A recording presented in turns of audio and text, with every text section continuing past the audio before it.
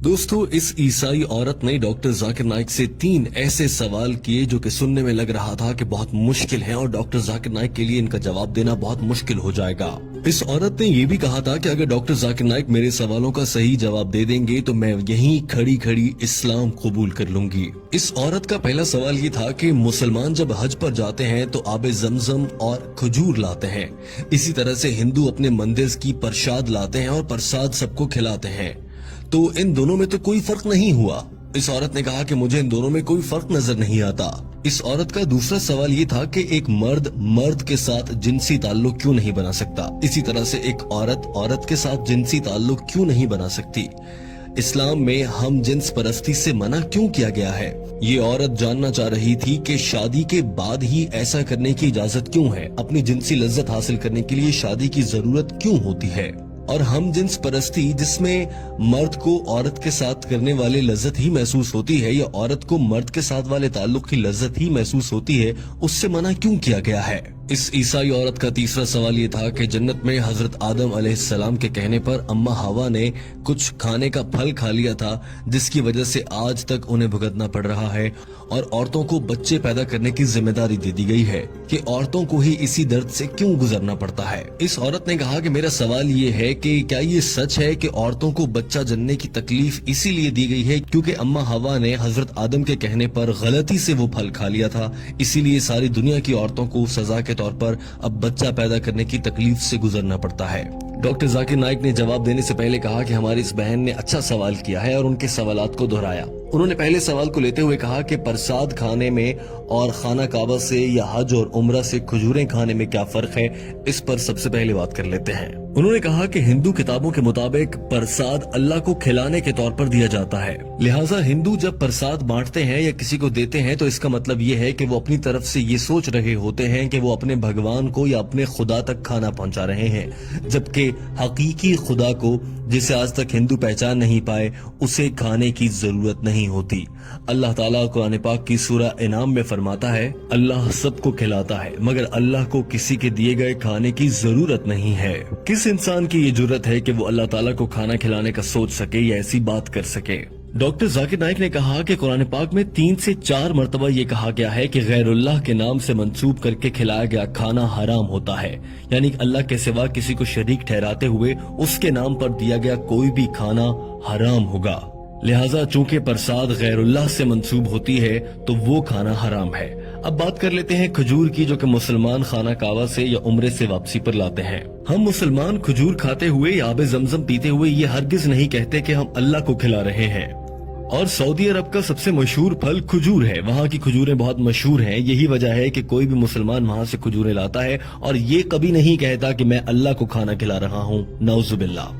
Doctor Zakir Naik ने कहा कि ये भी जहन में रहे कि खजूर बहुत मुफीद ग़िज़ा है और सेहत के लिए भी बहुत अच्छी है, लेकिन याद रखिए अगर हिंदू प्रसाद के नाम पर खजूर भी देगा तो वो खाना हराम है, क्योंकि ये गैरुल्लाह के नाम से नामजद या मंसूब है, लिहाजा मुसलमान इसे नहीं खा सकते और ये खाना हराम होगा, भले कोई हिंदू प्रसाद की सूरत में खजूर ही दे रहा हो। दूसरे सवाल की जाने बढ़ने से पहले डॉक्टर जाकिर नाइक ने कह दिया कि ये है हिंदू और मुसलमान में फर्क कि मुसलमान ऐसा नहीं समझते कि उनके बनाने वाले रब्बे ताला को, अल्लाह को किसी के खाने की जरूरत है, जबकि हिंदू ऐसा समझते हैं कि उनके भगवान को खाना खिलाने की जरूरत है। डॉक्टर जाकिर नाइक ने कहा कि हमारी इस बहन का दूसरा सवाल ये था कि हम जिन्स परस्ती क्यों गलत है, मर्द मर्द के साथ और औरत औरत के साथ सेक्स या जिनसी ताल्लुकात क्यों नहीं रख सकते, जबकि मकसद तो लुत्फ लेना ही होता है और इसके लिए शादी करने की क्यों जरूरत है, शादी के बगैर ये सब क्यों नहीं किया जा सकता। डॉक्टर जाकिर नाइक ने इसका जवाब देने के लिए कुरान पाक की आयत का हवाला दिया और कहा,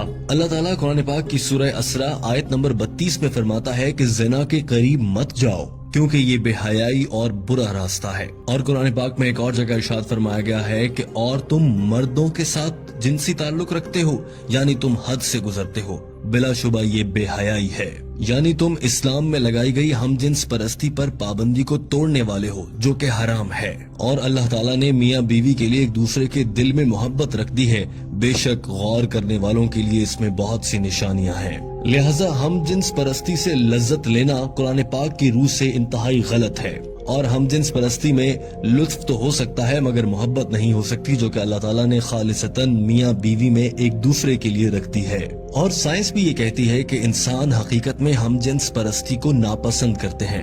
اب آپ یہ بھی نکتہ اٹھا سکتی ہیں یا اٹھاتی ہوں گی اکثر کہ ہم جنس پرستی دو لوگ اپنی مرضی سے کر رہے ہیں، ہم اس میں کون ہوتے ہیں بولنے والے، لیکن ہمارے خدا نے، اللہ تعالیٰ نے اس سے منع فرمایا ہے۔ ڈاکٹر ذاکر نائک نے کہا کہ اسلام نے اس حوالے سے شادی کو اسی لیے رکھا ہے، اسی لیے انسان میں جنسی لذت حاصل کرنے کی خواہش بھی بہت زیادہ رکھی گئی ہے تاکہ وہ جلد از جلد شادی کریں اور اس کے بعد ان کی اولاد نرینہ ہو اور انسانوں کی آمد کا سلسلہ قیامت تک یوں ہی چلتا رہے۔ اور اگر ہم جنس پرستی ہوگی تو بچے کیسے پیدا ہوں گے؟ ڈاکٹر ذاکر نائک نے کہا کہ حضرت محمد صلی اللہ علیہ وآلہ وسلم نے ارشاد فرمایا کہ میاں بیوی کا آپس میں جنسی تعلق رکھنا دراصل عبادت ہے۔ اور آج سائنس ہمیں یہ کہہ رہی ہے کہ ایک جانب وہ لوگ جو شادی کرتے ہیں مختلف جنس کے لوگوں سے اور دوسری جانب وہ لوگ جو ہم جنس پرستی کرتے ہیں ان کے درمیان موازنہ کریں تو شادی کرنے والے لوگ زیادہ خوشگوار اور اچھی زندگی گزارتے ہیں۔ ڈاکٹر ذاکر نائک نے یہ بھی کہا کہ اسلام، یہودیت، عیسائیت اور تمام مذاہب ہی ہم جنس پرستی سے روکتے ہیں اور یہ انسان کی صحت اور اس کی نفسیات کے خلاف ہے۔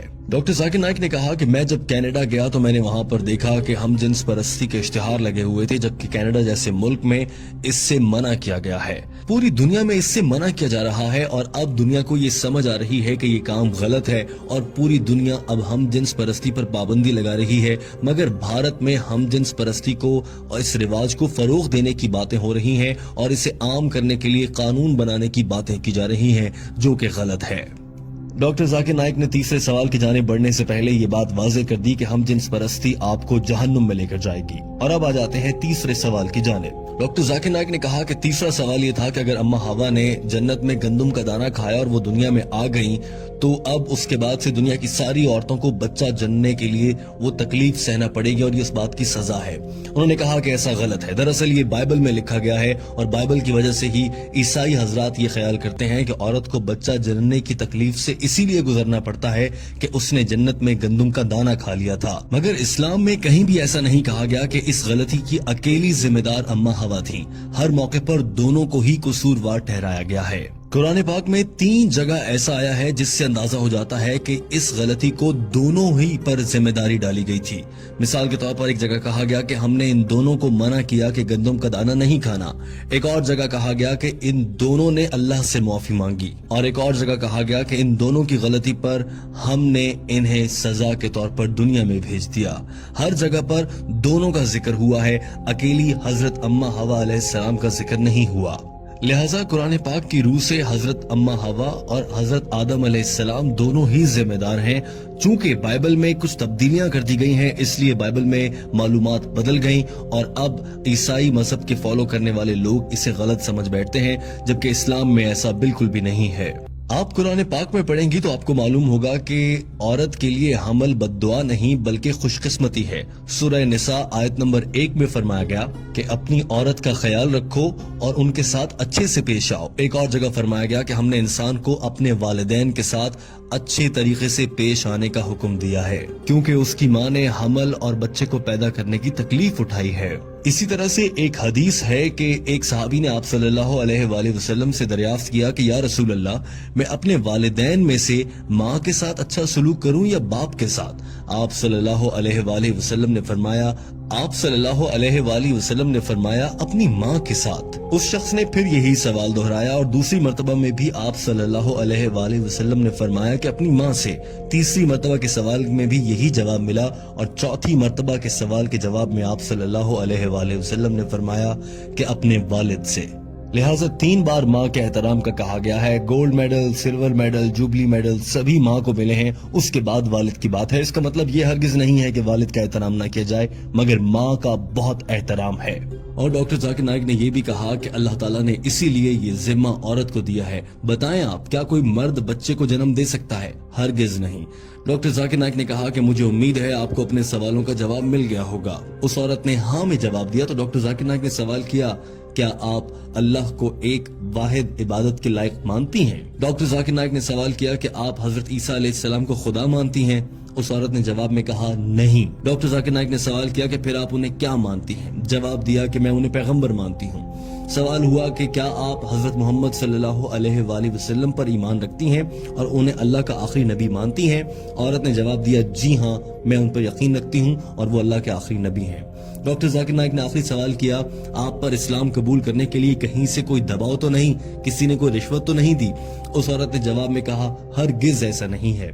تو ڈاکٹر ذاکر نائک نے کہا مبارک ہو، آپ اسلام قبول کر سکتی ہیں۔ ڈاکٹر ذاکر نائک نے کلمہ پڑھایا، اس عورت نے اسلام قبول کر لیا۔